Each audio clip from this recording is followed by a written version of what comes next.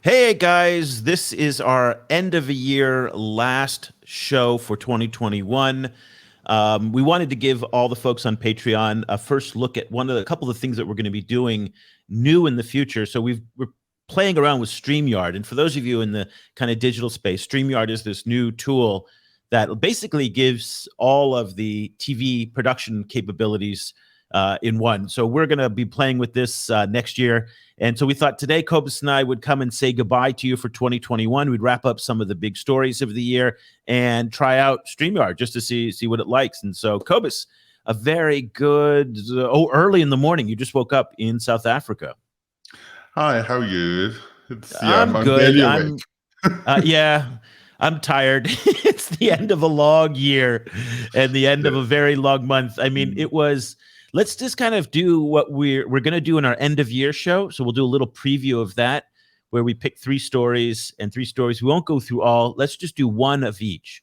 What Mm. was your kind of most important story for 2021, and what's the big story that you're looking for 2022? For 2021, I think actually for me the biggest story was there's been a few and they're all kind of nested, but I think probably the biggest one was Xi's announcement that they're going to stop funding coal power, kind of expansion in the global south. Because it has all of these kind of knock-on effects, in relation to African development plans, particularly in South Africa, where it really kind of spun things 90 degrees. And so there's been a bunch of big announcements, obviously at FOCAC. But in a way, it struck me as this really does change the landscape. It's something it was something completely new, and African countries have to respond to it in that way. Yeah. What do you think?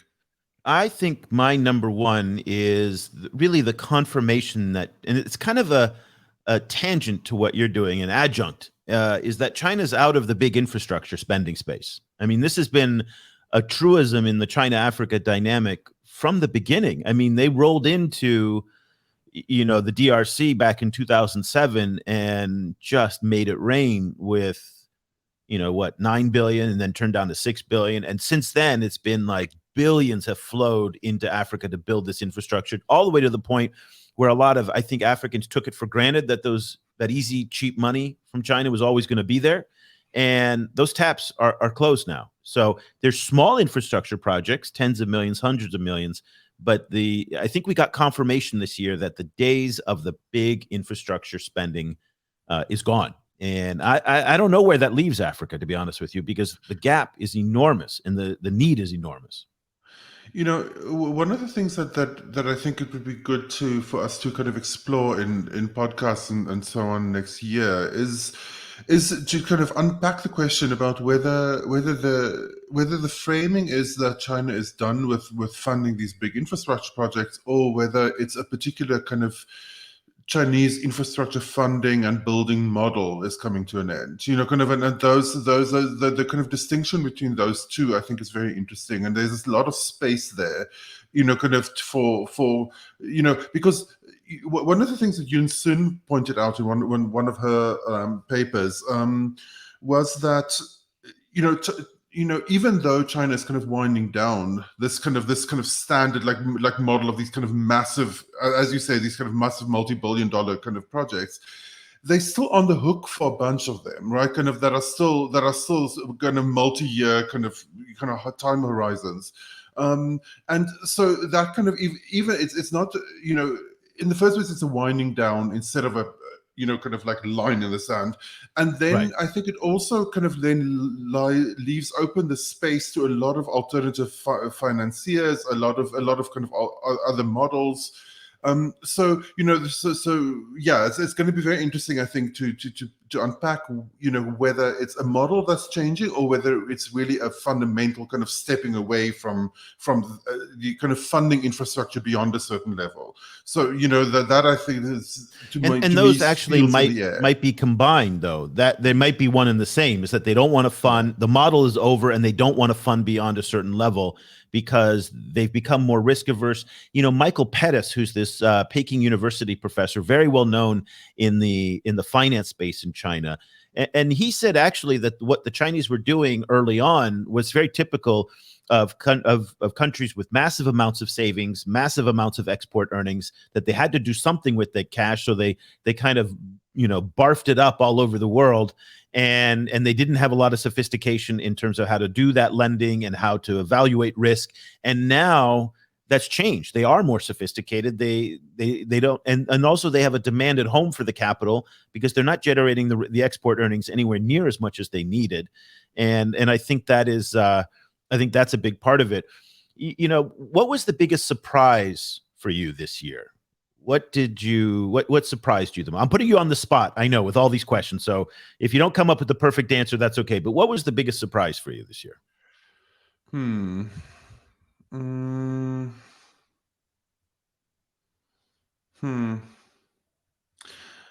need to think a little bit about it. Okay. Do you which comes I'll give to you mind? mine. I'll go first, and then you give you time. I'm surprised that they're being so hard ass on the Kenyan loans.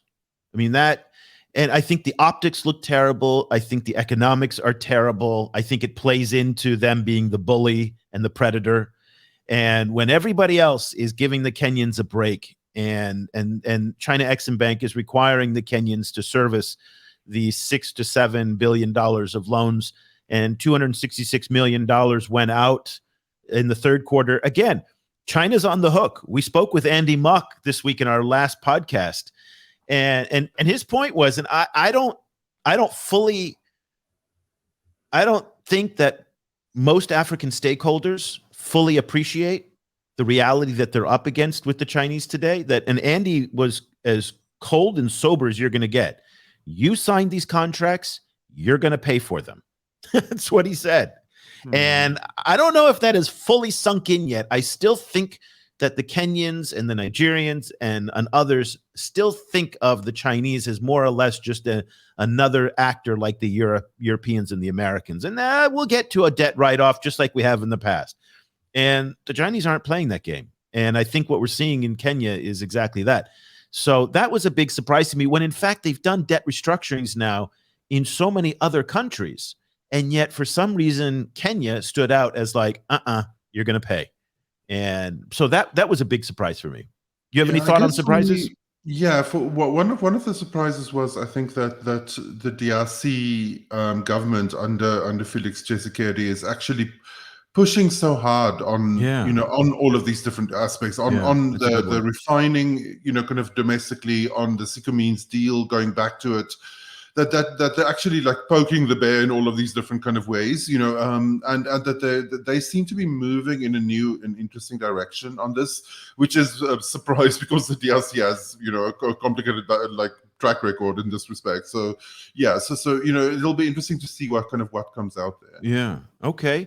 Let's wrap this up. Looking ahead to 2022, what's your one thing that you'll be looking at in 2022? I have a feeling you and I are going to say the same thing. I think I'll be looking at all of these follow-up meetings and mechanisms of FOCAC kind of kicking in, and particularly to see clarification about, like with each FOCAC they announce a series of these kind of massive projects. In previous ones there was 50 projects of this, 50 projects of that. This time it's much less. So we have a smaller number of projects, I think 10 per category, but it still kind of like adds up to about 80 projects that have been just listed as 10 of this, 10 of that. So I'd be kind of looking at, like what FOCAC has, it actually is quite a kind of a tight mechanism. So, kind of after the summit comes up, there's immediately all of these kind of follow-up mechanisms that start kind of kicking into place, these committees and so on that meet, through the kind of the following few months. So I'm going to be looking forward to see what those projects actually are. So, one of the themes that I raised repeatedly on the podcast throughout the year is that nobody gives a poop about Africa. And I don't think that's going to come as a huge surprise to you, but I think it was abundantly clear that all of the rhetoric from the US, from China, from others on vaccines, on debt relief, on, COVID PPE, access to markets, all of it, complete and total BS. So the G20, to me, I mean, they didn't do anything. They just walked away from it. The bondholders, no action. They've walked away from it. Don't take the Chinese hype at face value on what they've done for vaccines. The low number of what the Chinese have committed in terms of vaccines is 113 million. The high number is 180 million. That's 90 million people for a continent, at the most 90 million people for a continent of 1.2 billion people who have been vaccinated. That is really not what I'd see a major commitment. When you see what the Chinese have done here in Asia with vaccines, you see what they've done in South America and Brazil with vaccines, and you see how paltry what they've done in China on vaccines. So they don't deserve credit on that. So if we take that trend of Africa being the lowest priority and being at the bottom of everybody's decision-making priority list, okay, I think this year is going to be brutal. I think the economics are going to bear down now, that the debts are going up, the repayments are going to start happening. Remember, DSSI, the Debt Service Suspension Initiative, it's ending next week or in 2 weeks at the end of this year. Nobody has really taken up the new common framework. They're going to start calling in the bills. At the same time, I think the U.S.-China squabble is going to become far more intense this year. We're going into an election season in the United States, so we're going to be unstable in the United States, and the politics are hardening towards China in the United States. I think the Omicron variant is going to potentially upset the vaccine distribution dynamic. So one of the things we reported on yesterday, which will be in the weekly digest for our Patreon folks, is that Sinovac does not protect against the Omicron variant. So now all of a sudden, the whole pledge of 1 billion vaccines is potentially thrown into doubt if the new variants undermine the integrity and the quality and the protection afforded by Chinese vaccines. Once again, Africa will be highly, highly exposed. So look for currency pressure, instability, climate change pressure, U.S.-China great power pressure.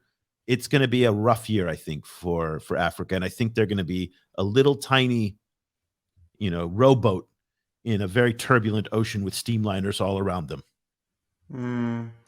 Yeah, I mean, I share your worry. What we're also seeing, I think, is that I think what we might see in response is the emergence of a kind of a different way. I mean, I'm not articulating this clearly, but what was very interesting in relation to Omicron in South Africa is this, kind of the way that in the first place, all of these global north countries immediately slapped travel bans, kind of on southern African countries.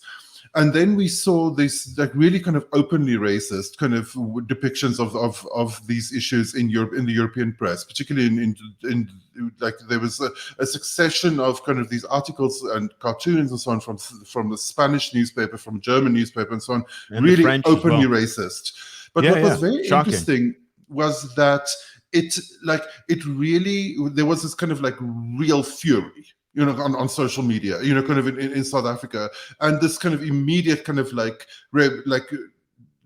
characterization of it, like this is racism, and like it was immediately characterized as that. The leaders immediately called it that. So this was interesting for me, kind of because all of the way, like as you say, like Africa is down the kind of pecking order on all of these different things, but a lot of these countries, including China, particularly China, actually depends on African cooperation, right? In a lot of their kind of their endeavors, and this is also true for European European countries and the US. So it's going to be very interesting, kind of as I think Africans feel, I think understandably and correctly kind of excluded from everything. it's going to be interesting to see how they start reacting to that, right? Whether there is any kind of like, kind of what kind of fallout it has in Africa, what kind of fallout it has on foreign entities doing business in Africa. Because Africa does have leverage. Africa can make life difficult for some people. But not they least don't, though. cobalt exporters. But I know, but they don't, though. That's the thing. They don't. I don't feel them using that agency and that leverage yes. to exact a cost when people mistreat them. Yes, but what you need in order to do that is to first articulate the mistreatment, right? Kind of like to articulate it as a kind of a shared set of experiences, and I think that is where we actually kind of moving towards. So we'll see. I mean, it's early days, but it is early days. Yeah.